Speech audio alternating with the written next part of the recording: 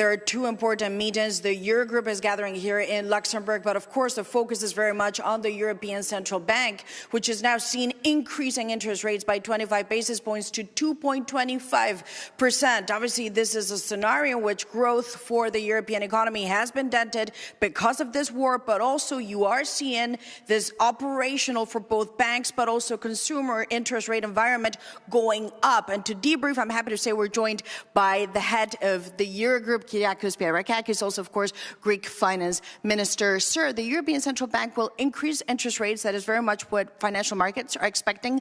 I know you're not going to comment on the European Central Bank. There's independence, but is that going to make your life more difficult if we see this higher interest rate environment?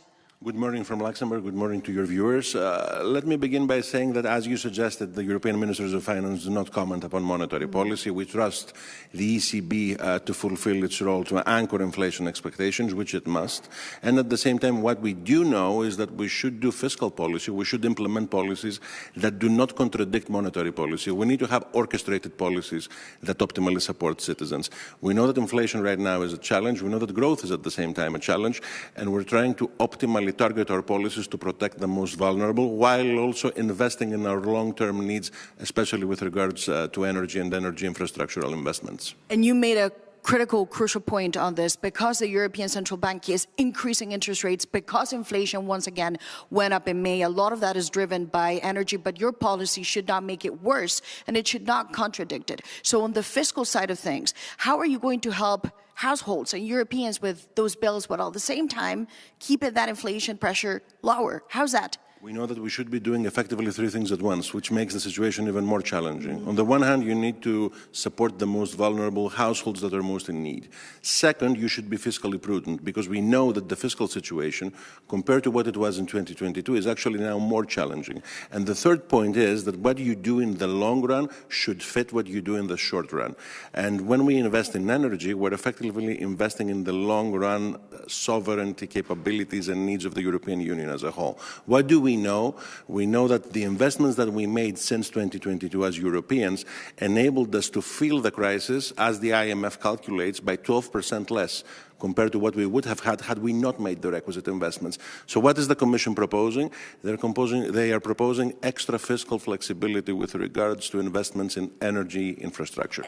And how is that going to play in? Because you know very well your Italian colleague, representing the government of Giorgia Meloni, will say today Italy still wants to see more flexibility on energy. Whatever they spend on energy, they don't want that included in debt and deficit calculations. Is the Eurogroup open to that suggestions? Because the Italians are making it very clear they need help on energy. Let me make first 2 points. When we had the escape clause for defense, we knew that investments in defense are about Europe's freedom.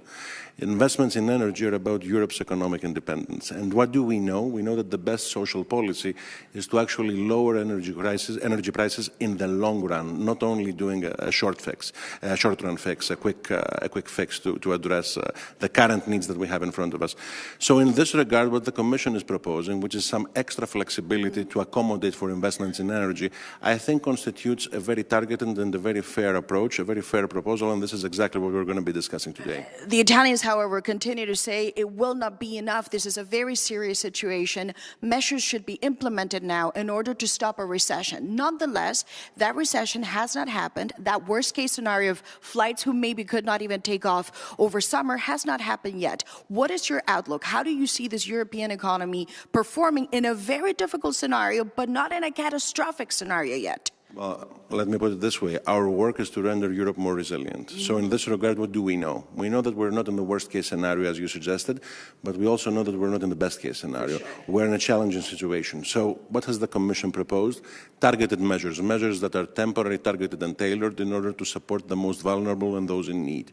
At the same time, what do we know? We know that investments in energy, as I mentioned before, effectively make the European Union, the energy union, more resilient, and at the end of the day, they constitute the most productive and the most effective social policy. Just quick, but so we're going to be discussing this today. But you don't see a recession happening. You don't see a big economic downturn. You think the worst has been avoided? Well, let me put it this way. We are closely monitoring the situation. We know that the numbers have been adapted, they have been updated, inflation upwards, growth downwards. Are we in a stagflationary tendency? We are, but we're not in stagflation. So we're going to monitor the situation. The Commission overall is adapting its proposals contextually, so the situation has changed, and this is why the Commission has proposed this extra fiscal flexibility with regards to energy investments. So we're going to monitor, we're going to discuss. There are different viewpoints at the table. I've said this publicly, and we're going to try to do our best. And just a final minute on this matter. The head of the IMF will also be participating in the talks. The IMF, Kristalina Georgieva, she has said she's in favor of common debt for common European projects. That would be good for Europe. How's that conversation going along? Is that something you can support? More joint borrowing? Let me put it this way. We already had the IMF join our discussions. I mentioned before this calculation, about 12% less impact because of what we did. This is an IMF calculation with regards to energy. I had the privilege of meeting Kristalina Georgieva yesterday with my other hat, that of the Greek Minister of Finance. And if I may make a quick point, I think it's quite symbolic to see my country, Greece, from a country that was a participant in an IMF-led program to now be a contributor of technical know-how for the Southeastern Europe Technical Assistance Center in the region. So the work of the IMF, I think, is quite pertinent to support the work that we as European Ministers of Finance are trying to do. We're going to be discussing all of those issues at the Eurogroup. Obviously, as you know, my work as President of the Eurogroup is to speak about what we all agree upon at the same time. On that very topic, there are different viewpoints, but certainly there isn't an issue that we're not planning to discuss. Well, Minister, thank you so much. And head of the Eurogroup, of course, his job is to find consensus, but at this point, Maven, you alluded to this, budget talks will begin. The conversation about Eurobonds certainly has not died. It's a difficult job to find consensus on this matter.